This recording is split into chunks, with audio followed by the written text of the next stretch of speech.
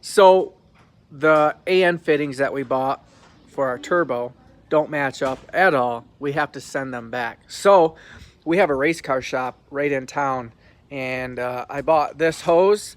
We're gonna make our own line. This stuff is what they use on NASCAR and circle tracks. So we're peeling it back apart. We are going to run this as our oil line. So we're gonna make our own gaskets because we don't want this leaking.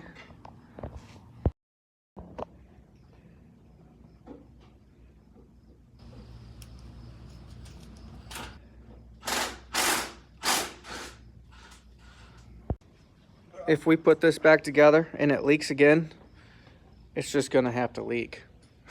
Yeah.